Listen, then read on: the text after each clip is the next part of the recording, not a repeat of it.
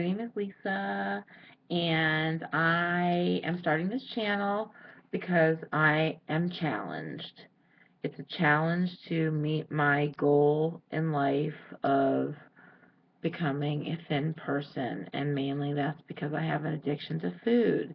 And I thought this channel would be helpful to tell you some of my struggles, my secrets, and what I'm doing to try to conquer this food addiction, this pain. I've actually been writing a book for about 9 years called Chocolate Dreams, and basically my main addiction is sugar and chocolate. Today's Monday, of course, and of course I've started my new way of life food program for the millionth Monday in a row, but today I do believe it's going to be different. I believe that I'm going to have a good day and nothing ventured, nothing gained, and I want to keep positive. Um, I do believe that my eating issue started when I was a very little girl. Something I didn't get as a child in my home led me to have a void, and one day I may have picked up a piece of food at the same time I felt the void, and voila, the creation was made, Lisa's food addiction. Every time there was a void, I remembered, because our brains are so smart, even as a child, that if I went and got some food, then it would automatically fill that void and feel better for the moment. And that's what I believe I've done from the time I was about 5 or 6 till the current day of being 44. So, uh, everybody has their own issues with their childhood. Everybody has stuff going on, but the truth of the matter is, when you get to be an adult, you have to be responsible and make the changes to get where you want to be. I know when I was a child, and trust me, I had a better childhood than most, but there were still challenges, and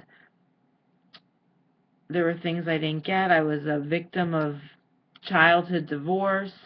My grandparents moved in with us when my mom got divorced to help float the household so we didn't have to move out of our middle upper class neighborhood in South Florida. So it was not just a nuclear family, but it became kind of like an enmeshed, dysfunctional, very loving, very amazing family. But I did have my grandparents living with us, and they had their own issues that came into our lives. And then I had my mom who was single and had to work really hard to support us. So there was a lot of attention that I needed that I didn't get from my mom. I had a brother who had some issues, which took away from the time that I would get with my mom because he needed extra time because of his issues. We did get a lot of love from our grandparents, which was cool because most people don't get to have their grandparents as full-time as we did. But all in all, there were still a lot of problems in the household. Again, I want to stress that they weren't so horrible. I feel lucky that I had it better than most, but I did, and I do face up to the fact that it was a less than perfect childhood, and I do believe that my eating disorder simply stemmed from being such a damn smart kid that I realized I could take something and put it in my mouth and feel fulfilled, feel protected, feel whole when I wasn't getting that from other areas.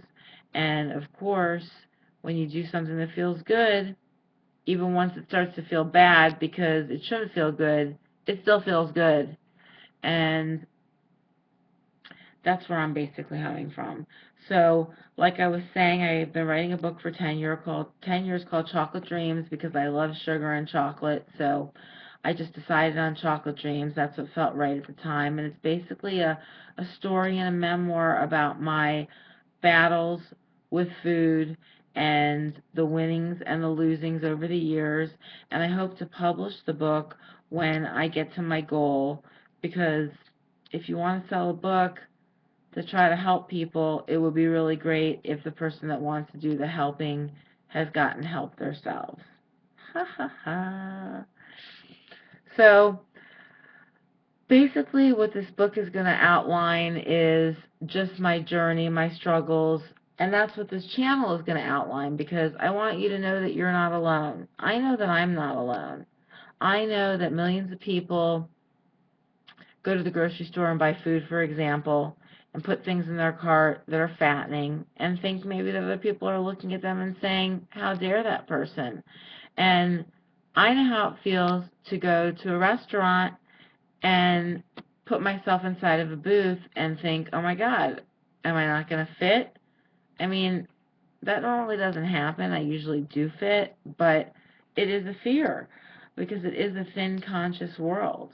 Um, Also, the hardships of clothing shopping, um, going into Walmart and to Publix and to the grocery stores and trying to be on a food program and trying to do the right thing and having all these delicious foods call your name and having to battle with yourself like there's a devil on one shoulder and an angel on the other shoulder trying to fight each other.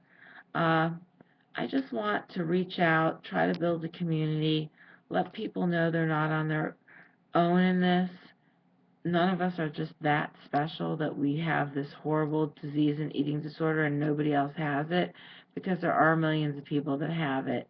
There are millions of people that do good until 8 o'clock at night, as I do, and then all of a sudden eat everything that's not glued down until they go to sleep, sometimes falling asleep wondering if they're going to wake up in the morning.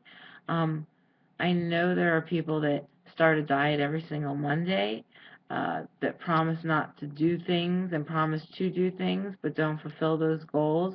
You're not alone. I've done every diet, every program you can imagine. I've been admitted 3 times into inpatient facilities for an eating disorder, just like a drug addict will go for drugs, hoping for an answer. And although I didn't get a permanent answer, I did learn tools in all of those um, stays at those facilities that have helped me become a better person. I went to diet sleepaway camp. Um, I've tried Weight Watchers, Diet Center, liquid diets, basically everything you could think of short of stapling my stomach, because I just don't believe in that. I do not want to give up on myself, and that's part of the reason that I want to also uh, expand on this channel and in my book, because I think that this is something that needs to be conquered within the inside, and then it will come as a result the outside. I really believe that firmly with all my heart, that it has to start from within. And I also believe from lots of therapy, a lifetime of therapy, because I like to read self-help books and therapeutic therapy. I really take care of myself, oddly enough, in every way to the 10th power, except watching the intake of food. I've exercised for 20 years. I drink plenty of water.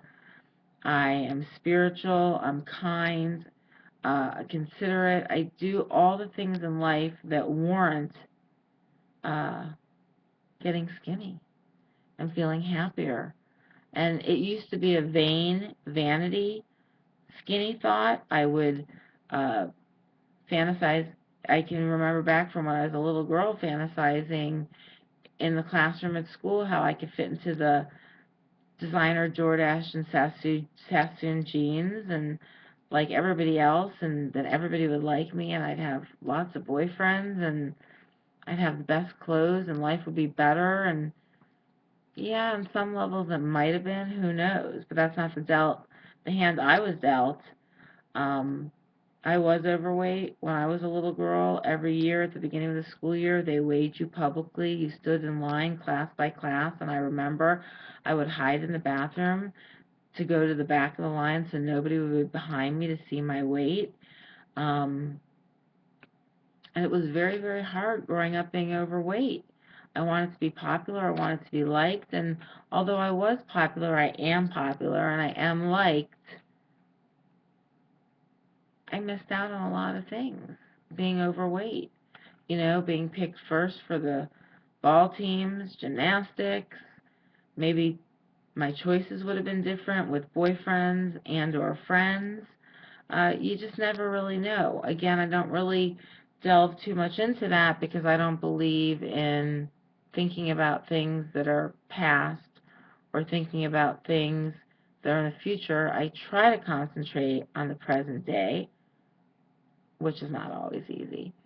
But I am doing whatever I can to better myself. I do feel a positive current in my life. I am so frustrated that I can't just put aside 1 year of my life and not abuse food so I can get to where I need to be. And what I've realized in life is everything that is amazing in life that you want, you have to work hard for, including losing weight, including getting an education. When you take the time and you work hard at the present moment, it makes life easier in the future. And sometimes it's hard to not want to have instant gratification because instant gratification is so amazing. I mean, bite into a candy bar, it tastes good right now. Don't bite into a candy bar for 100 weeks and lose 50 pounds. I mean, what's more tangible at the moment? The candy bar. And by nature, we are people that thrive on instant gratification because, after all, you want to say live in the present. But it's a double-edged sword because if you don't take care of yourself in the present, you won't have a future because you won't live to have a future. And that's what I wanted to discuss more than anything, that losing weight all my life has been about vanity. I've been told all my life, you have a beautiful face, just lose weight. And for all my life, up until maybe 4 or 5 years ago, that was my purpose, to get skinny, to wear a bikini, to shock all the people that have called me fat, to get more attention, um, to fit in better clothes, to look sexier. And yes, I do want all that. But now I know what's important is the inside. And I know that the main reason that I want to do all this and make these changes is to achieve better physical health, to have a long-lasting life. And that's what it's about for me.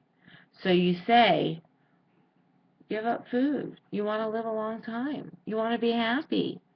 I wish it was that easy. I really, really do. And I understand that it is not that easy. And I understand your struggles, and I understand exactly what you're going through. Putting that piece of candy in my mouth, putting that piece of candy in your mouth feels so good, but it hurts so bad at the same time.